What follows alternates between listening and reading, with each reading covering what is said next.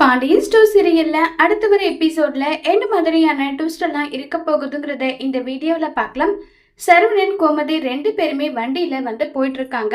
அப்ப நம்ம சரவணன் வந்து கோமதி கிட்ட சொல்றாங்க, அம்மா இது எல்லாத்துக்குமே ஒட்டு மொத்தமா முடிவு காலம் கிடைச்சிடுமா, இன்னைக்கு எல்லாத்துக்குமே முடிவு கிடைச்சிடும், நீங்க கவலைப்படாம இருங்கன்னு சொல்லிட்டு இருக்காங்க. சரவணா, நான் உன்கிட்ட ஒரு முக்கியமான விஷயம் சொல்லணும். அதை நீ எப்படி எடுத்துப்பேன்னு தெரியல. நீ ஒரு முறைக்கு 4 முறை கொஞ்சம் யோசிச்சு பார்த்து எந்த ஒரு முடிவுனாலும் எடுடான்னு சொல்லிட்டு இருக்காங்க. இதை கேட்டதுமே உடனே சரவணன் பயங்கரமா கோபப்படுறாங்க. என்னமா சொல்றீங்க? அப்ப நீங்க என்ன சமாதானப்படுத்தி விவாகரத்து வேண்டான்னு சொல்றதுக்காக தான் என் கூட நீங்க வந்துட்டு இருக்கீங்களா? ஏமா இப்படி பண்றீங்க? சொல்லுங்கம்மா, ஏன் இப்படி பண்ணிட்டு இருக்கீங்க? என்னை விட அதிக கோவமா இருந்தது மயிலு மேல நீங்க தான். ஆனா நீங்க இப்படி பேசுவீங்கன்னு நினைச்சு கூட பாக்கலன்றாங்க. இங்க பாருடா சரவணா, எனக்கு இப்பவும் மயிலு மேல கோவம் இருக்குதா, நான் இல்லைன்னு சொல்லல. அவ பண்ண தப்ப மறந்து மன்னிச்சு என்னால இருக்க முடியுமான்னு கேட்டா அதுக்கும் என்கிட்ட பதில் இல்லதான். ஆனா பச்சை குழந்தைடா அந்த குழந்தை. அந்த குழந்தை என்ன பண்ணுச்சு? அம்மா ஒரு பக்கமோ அப்பா ஒரு பக்கமோ ரெண்டு பேரும் மாறி மாறி இருந்தா அந்த குழந்தையோட நிலைமைய பத்தி நினைச்சு பாத்தியான்னு சொல்லிட்டு கேக்குறாங்க. அம்மா, நான் ஒன்னும் குழந்தைய மயிலுக்கிட்டே விட்டுற போறேன்னு ஒன்னும் சொல்லலையே. குழந்தைய நான் பார்த்துப்பேன்றாங்க. எப்படி சரவணா? குழந்தைய போயிட்டு அப்பப்ப நீ போய் பார்த்துட்டு வர்றதா? மயிலுக்கும் உனக்கும் சம்மந்தம் இல்லைன்னா அப்ப குழந்தை மட்டும் எப்படி? அந்த குழந்தை அப்பா அம்மா பாசத்துக்கு ஏங்கி தவிக்கணுமா? சொல்லு சரவணன்னு சொல்லிட்டு கேக்குறாங்க. இங்க பாருமா, அவ பண்ண விஷயத்த என்னால ஏத்துக்க முடியல. நான் மறக்கணும்னு நினைச்சாலும் மறக்க முடியல. அவ செஞ்ச எல்லா விஷயமும் தெரிஞ்சு நிம்மதியா நான் தூங்கி எத்தனை நாள் ஆச்சு தெரியுமா? என்னால அவ கூட சேர்ந்து வாழ முடியாதுமா. இதுதான் என்னுடைய முடிவு. இப்ப வரைக்கும் உங்க பேச்சையும் அப்பாக்கு பேச்சையும் இந்த நிமிஷம் வரைக்குமே கேட்டுட்டு தான் இருக்கேன். ஆனா இந்த விஷயத்துல என்னால அவ கூட வாழணுன்ற உங்க முடிவை என்னால ஏத்துக்க முடியாதுன்னு சொல்லி ரொம்பவே வருத்தமாவும் ஃபீல் பண்ணியும் சரவணன் சொல்றாங்க. சரவணன் ஒவ்வொரு விஷயமும் சொல்ல சொல்ல இப்ப நம்ம கோமதியால அதுக்கு பதிலா எந்த ஒரு விஷயமும் பேசவே முடியறதில்ல. அந்த அளவுக்கு கோமதி வாயடிச்சு போறாங்க. ஏன்னா சரவணன் கேக்குற கேள்வி எல்லாமே சரியான கேள்வி. அதுக்கு கோமதி கோமதி கிட்ட எந்த ஒரு பதிலுமே இல்ல. இப்ப கோர்ட்டுக்கு வராங்க. உடனே நம்ம சரவணன் என்ன பண்றாங்கன்னா, அம்மா நீங்க இங்கே இருங்க, நான் போய் வண்டிய பார்க் பண்ணிட்டு வந்துடுறேன்னு சொல்லிட்டு சரவணன் போறாங்க. அந்த இடத்துல வந்து நின்றுட்டு இருக்கிறது யாருன்னு பாத்தீங்கன்னா மயிலவும் அவங்க அம்மா பாக்கியம் ரெண்டு பேருமே நின்றுட்டு இருக்காங்க. கோமதி உடனே பாக்கியத்தை பாக்குறாங்க, மயிலவே பாக்குறாங்க. உடனே பாக்கியம் வந்து மயிலு கிட்ட சொல்றாங்க, இங்க பாரு மயிலு, நான் போய் வக்கீல பாத்துட்டு வரேன். நீ போயிட்டு பேசாம தேவையில்லாம அவங்க கிட்ட பேசி அவங்க உன் மனச மாத்தி விட்டுருவாங்க. நீ இங்கே இரு மயிலுன்னு சொல்லிட்டு அங்கிருந்து பாக்கியம் கிளம்பி போனதும் இப்ப கோமதி மயில ரெண்டு பேருமே மாறி மாறி பாத்துக்கிறாங்க. கோமதி நேரா மயிலு கிட்ட போறாங்க. எப்படி இருக்கா மயிலு? வேலைக்கு மாத்திரை எல்லாம் சாப்பிடுறியா? நீ பத்திரமா தானே இருக்க நல்லா சொல்லி கேட்டுட்டு இருக்காங்க. மயிலும் அதுக்கு பதில் பேசிட்டு இருக்காங்க. உடனே சரவணன் வந்ததும் உடனே மயில வந்து பேசிட்டு இருக்கிறத பார்த்துட்டு அங்கிருந்து கோமதி கிளம்பி வராங்க. அம்மா போகலாமாம்மா, நான் போயிட்டு வக்கீல பார்த்துட்டு வரேன்னு சொல்லிட்டு இப்ப சரவணன் உள்ள போறாங்க. அங்க பாக்கியத்தை பார்த்து சரவணன் மூஞ்சி திருப்பிட்டு போறாங்க. உடனே பாக்கியம் வந்து சவால் விடுறாங்க.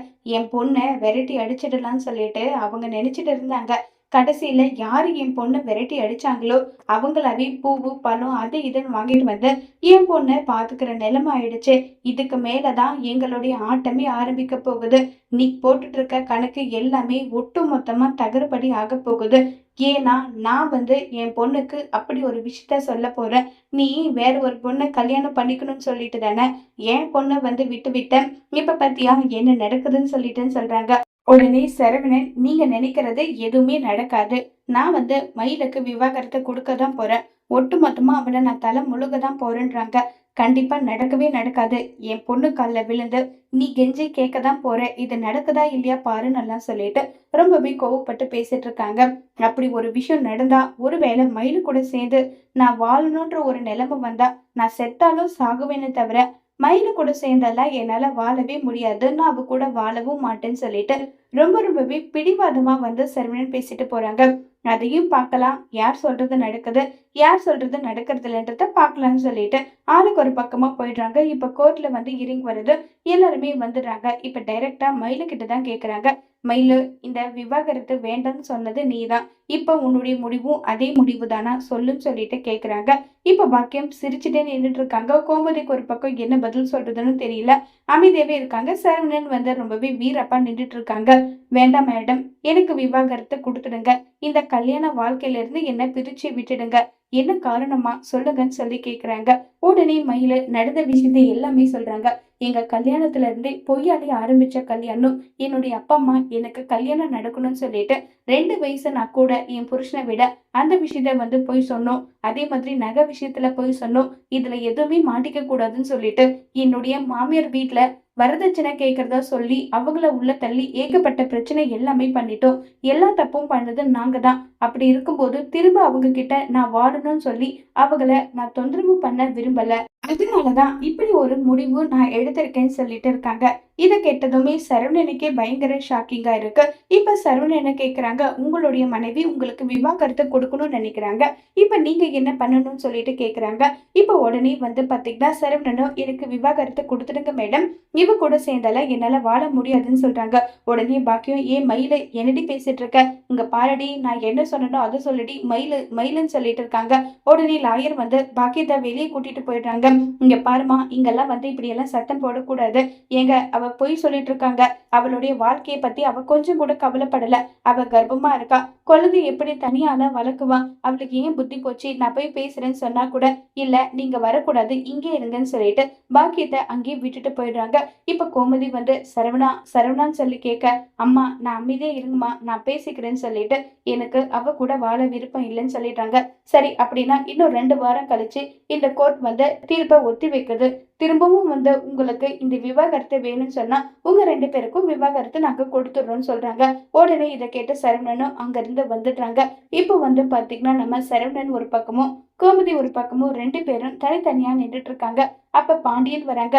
அப்பா உனக்கு கோர்ட்ல நடந்த விஷயம் எல்லாமே தெரிஞ்சதாப்பா? அம்மா சொன்னாங்களான்னு சொல்லிட்டு கேக்குறாங்க. பாண்டியனும் தலையாட்டுறாங்க. அப்பா அங்க எப்படி நடிக்கிறா தெரியுமா? ஒன்னா நபர் நடிப்புக்காரிப்பா. அப்படி எல்லா விஷயத்தையும் ஒத்துக்கிட்டு பேசுறா. முக்கியமான வேலையா நான் கோர்ட்டுக்கு போனதுனால கடைக்கு போக முடியல. கடையில யாரு இருக்கிறதுன்னு சொல்லி கேக்குறாங்க. பழனி தான் இருக்கான் கடையிலன்னு சொல்லிட்டு பாண்டியன் சொன்னதும் அவர் கடை இருக்கு. அப்படி இருக்கும்போது இங்க அடிக்கடி நம்ம வர வைக்கிறது சரியில்லைப்பா. நானு போறேன். இனி அவர் வர வேண்டாம் நான் பாத்துக்கிறேன்னு சொல்லிட்டு சரவணன் அங்கிருந்து போறாங்க. உடனே பாண்டியன் கோமதி கிட்ட ஏன் கோமதி நீ அவன்கிட்ட பேசி பாத்தியான்னு சொல்லி கேக்குறாங்க. நான் பேசி பார்த்தேங்க. சரவணன் அந்த அளவுக்கு கோவத்துல இருக்கான். மயிலவே இனி அவன் ஏத்துக்கிட்டு வாழுவானன்ற நம்பிக்கை எனக்கு கொஞ்சம் கூட கிடையாது. மயிலவும் அதுக்கேத்த மாதிரி விவாகரத்து கொடுக்கறத அவ ஒத்துக்கிட்டா. சரவணனும் விவாகரத்து கொடுக்கறத ஒத்துக்கிட்டாங்க. 2 பேருக்கும் அடுத்த இயரிங்ல விவாகரத்து கிடைச்சிடும். இப்ப எனக்கு பயம் எல்லாமே குழந்தைய பத்தி தாங்க. குழந்தை இல்லைன்னா அவங்கவுங்க வாழ்க்கையை இப்படி ஒண்ணு பாத்துக்கிறாங்கன்னு சொல்லி நான் பாட்டுக்கு விட்டுருப்பேன். அதை பெரிய விஷயமா எடுத்திருக்க மாட்டேன். ஆனா இப்ப நடுவுல குழந்தை இருக்குங்க. குழந்தை பத்தி சரவணன் யோசிச்சிருக்கலாம் இல்லைன்னு சொல்லி கோமதி ஃபீல் பண்றாங்க. நீ தான் அவன்கிட்ட பேசி பார்க்கலான்னு சொன்னேன் இல்லைன்னு சொல்லி கேக்குறாங்க. நான் பேசி பார்த்தேங்க. அதுக்கு அவன் என்ன சொன்னான்னு தெரியுமா? ஆனா அவன சொல்லியும் தப்பு இல்லைங்க. அவன் கேக்குற கேள்வி எல்லாமே சரியான கேள்விதான். மயிலு பண்ண எல்லா விஷயத்தையும் மறந்து உடனே அவன் ஏத்துக்கிட்டு வாழணும்னு சொல்லி நம்ம கட்டாயப்படுத்த முடியாது. இப்ப நம்மளாலேயே மயிலு செஞ்ச எல்லா விஷயத்தையும் ஏத்துக்க முடிஞ்சுதா?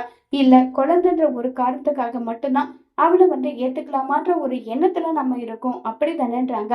புரியுதுடி கோமதி. ஆனா குழந்தை அப்பாவும் அம்மாவும் தனித்தனியா இருந்து பாசத்துக்கு ஏங்கி போகணுமா? அதை பத்தி தான் நான் யோசிக்கிறேன்னு சொல்லி வருத்தப்பட்டு நம்ம பாண்டியன் சொல்றாங்க. எல்லாம் கடவுள் கையிலங்க முடிவு. கடவுளா பார்த்து என்ன முடிவு எடுக்கிறாங்களோ எடுத்துக்கிட்டோம். அதுக்காக சரவணை கட்டாயப்படுத்தி ஒன்றும் நம்ம மயிலு கூட வாழ வைக்க முடியாது இல்லைன்னு சொல்லி ரொம்பவே வருத்தமாகவும் ஃபீல் பண்ணியும் பேசிட்டு இருக்காங்க. என்னவோ ஒண்ணு நடக்கிறது நடக்கட்டும். இதுக்கு மேல நம்ம சொல்ல என்ன இருக்குன்னு சொல்லி வருத்தத்துல அங்க இருந்து கிளம்பி போயிடுறாங்க.